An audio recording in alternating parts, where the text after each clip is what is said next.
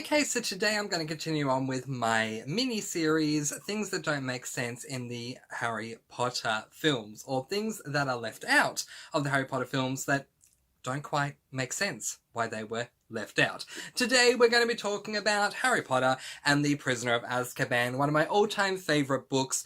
I think it's rather funny. This book is very much split between readers. Some readers absolutely love this and rank it very high on their Harry Potter books when comparing them, and others rate it quite low. And I think that, spoiler, if you have not read this, just know I'm saying a spoiler right now. So, yeah, spoiler, is the time traveling that occurs in this book. So, I loved it. Quite frankly. I wish they could have done it a couple of times. It would be kind of like Groundhog Day, just keep repeating the day. Today we're going to talk about Harry Potter and the Prisoner of Azkaban and the film adaptation, things that were left out that don't make sense. Now this is not an exhaustive list in case you were thinking it would be. These are just two quick things that I really feel should have been included in the film that weren't. I'm going to start off with something really small that quite frankly occurs on the second last page of the book. So Harry has received a letter from Sirius when they are going home on the Hogwarts Express. But then at the end of the letter, there is a postscript. And Harry says, hang on, there's a PS. He goes on to read, I thought your friend Ron might like to keep this owl, as it's my fault he no longer has a rat. Ron's eyes widened. The minute owl was still hooting excitedly. Keep him, he said uncertainly. He looked closely at the owl for a moment. Then, to Harry and Hermione's great surprise, he held him out to Crookshanks to sniff. What do you reckon? Ron asked the cat. Definitely an owl? Crookshanks purred. That's good enough for me, said Ron happily. He's mine. So, the reason why this is kind of integral, well, the fact that it's kind of integral is the reason why I'm bringing this one up first, but because I'm going to do two today. But the reason why this is kind of integral is because this owl becomes important in the books. So this is an owl that Ron has decided to call Pig, which, anyway, because Ginny ends up naming him and he won't respond to anything else. Ginny calls him Pigwidgeon. This is not mentioned in the film, and I really feel it should be mentioned in the film for a couple of different reasons. First of all, this is Ron's very first own owl. Like, that's a massive deal for Ron. But secondly, Ron has such an issue with Crookshanks because of everything that goes down with, apparently, Scabbers, as we know to be Peter Pettigrew. But Ron has such a loathing of Crookshanks. So to have that moment where Ron is holding the owl that ends up being named Pigwidgeon up to Crookshanks to sniff to validate the owl is just such an adorable moment that I wish they could have included it in the film. Alright, now let's get on to the big one, because that one is just like a little bonus one. I'm now going to talk to you guys about the Shrieking Shack. Okay, so Ron is pulled in, if we go off the movies, Ron is pulled into the Shrieking Shack by the Black Dog, the Grim, otherwise known as the animagus form of Sirius, into the Whomping Willow, and of course up to the Shrieking Shack. Harry and Hermione, after a, once again, very massive action scene in the film that's really not required, but anyway, they end up going in after him. And once they get into the room in the Shrieking Shack, Ron says, Harry, look out, it's a trap, it's him, he's an animagus, and we find out that that is Sirius that is there. As we know, things happen from here where Harry tries to kill Sirius and all that kind of stuff, doesn't go through with it, blah, blah, blah. And then eventually Lupin ends up coming into the room and having a discussion with Harry, Ron, and Hermione. But because he hugs Sirius, Harry, Ron, and Hermione all feel so absolutely betrayed on so many different levels. Hermione to the point that she says, I trusted you. And then she declares, he's a werewolf. Lupin turns around and says to Hermione, how long have you known? And she says in the film, since Professor Snape said the essay. And he says, well, Hermione, you really are one of the brightest witches I've ever known, which I love that he says that. I really, just a personal opinion, I love that he gives that validation, but then Sirius cuts him off and says, enough talking, let's do this, That, I just love that moment. Anyway, so they then start talking about Lupin being a werewolf. And then in the book, they hear a noise downstairs. And one of the characters says, oh, what is that? Lupin goes to check out what it is and can't find anything. And someone, I think it's Ron, but I don't remember who, says, oh yeah, well, the Shrieking Shack is haunted. And Lupin has a response to this that does not make it into the film. It says, well, this place is haunted, said Ron. It's not, said Lupin, still looking at the door in a puzzled way. The Shrieking Shack was never haunted. The screams and howls the villagers used to hear were made by me.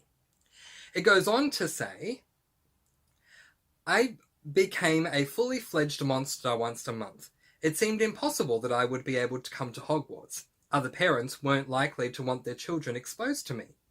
But then Dumbledore became headmaster, and he was sympathetic. He said that as long as we took certain precautions, there was no reason I shouldn't come to school. Lupin sighed and looked directly at Harry. I told you months ago that the Whomping Willow was planted the year I came to Hogwarts. The truth is that it was planted because I had come to Hogwarts. This house... Lupin looked miserably around the room. The tunnel that leads to it. They were built for my use. Once a month, I was smuggled out of the castle into this place to transform.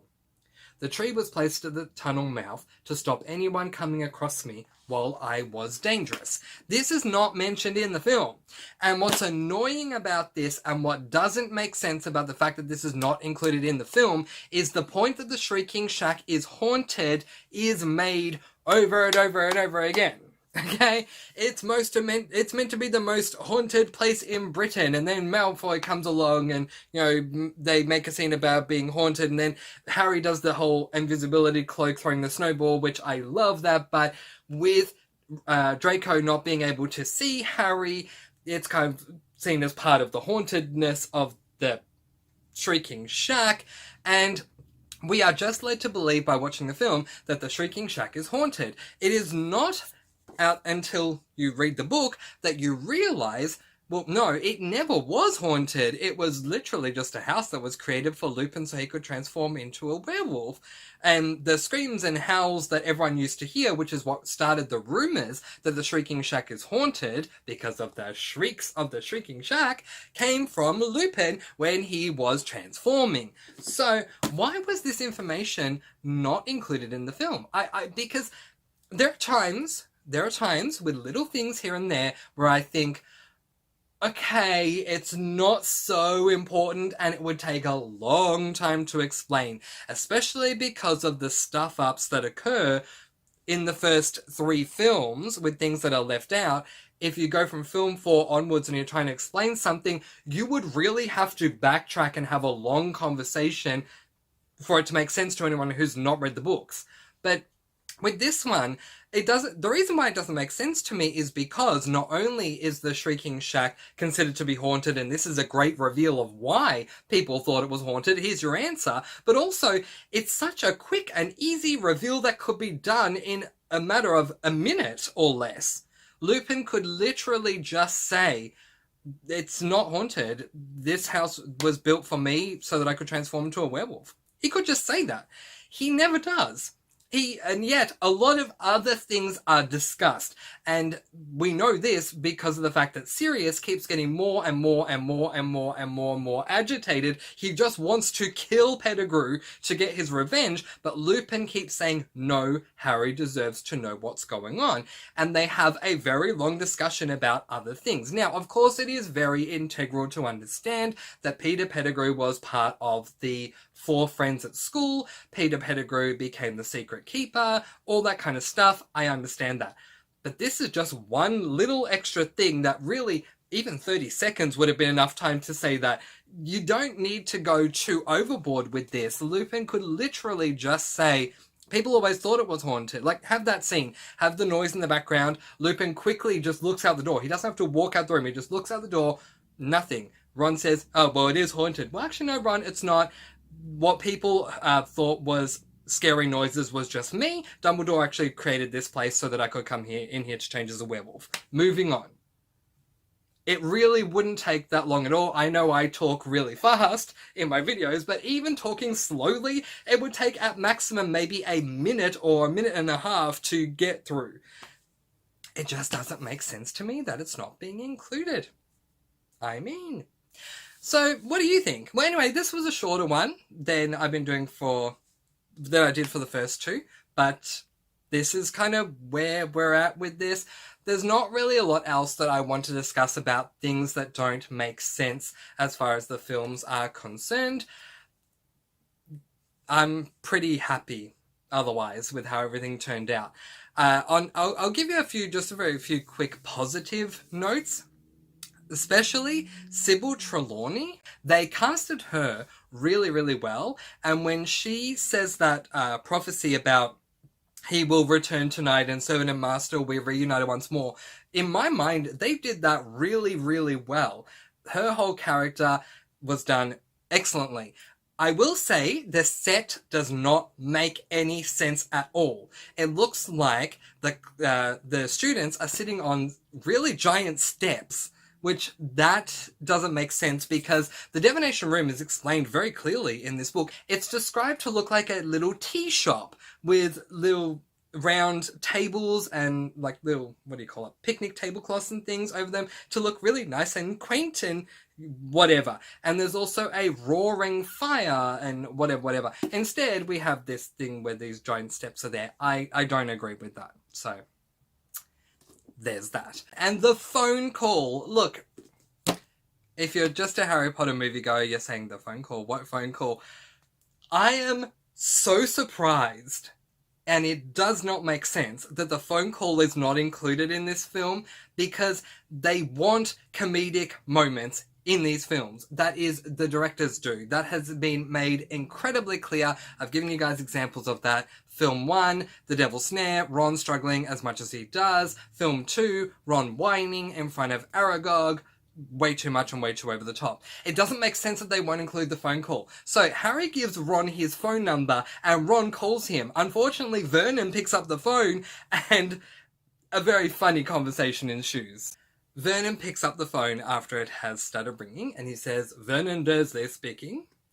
Harry, who happened to be in the room at the time, froze as he heard Ron's voice answer. "Hello? Hello? Can you hear me? I want to talk to Harry Potter."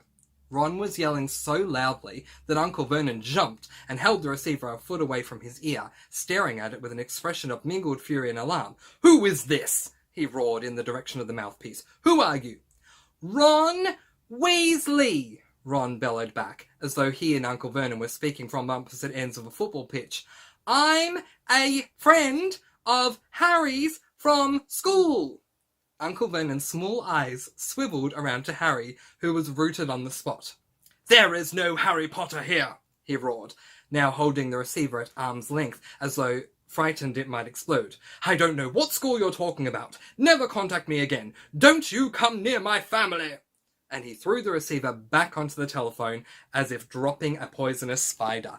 I just think this is such a funny scene, and I wish they had included it. Look, I'm not the biggest fan of Ron, and anyone who's seen any of these videos that I do of Harry Potter at all know that Ron is probably my least favourite character. But I would have loved to have seen this scene. It was just so funny, and I do feel the more we go along, the less we see of Harry being at the Dursleys. But yet, there are some really funny moments that happen at the Dursleys like this one, and I just don't get why it wasn't included. But anyway, that was a bonus there for you. This was my third video in this mini-series for it doesn't quite make sense why they don't include certain things in the films for Harry Potter and the Prisoner of Azkaban. But that is where I am going to leave it, letting you guys go with peace, blessings, and so much love. What do you think of the film adaptation of Harry Potter and the Prisoner of Azkaban? Is there anything that I've left out that you think doesn't make sense that it was left out? Let me know in the comments below.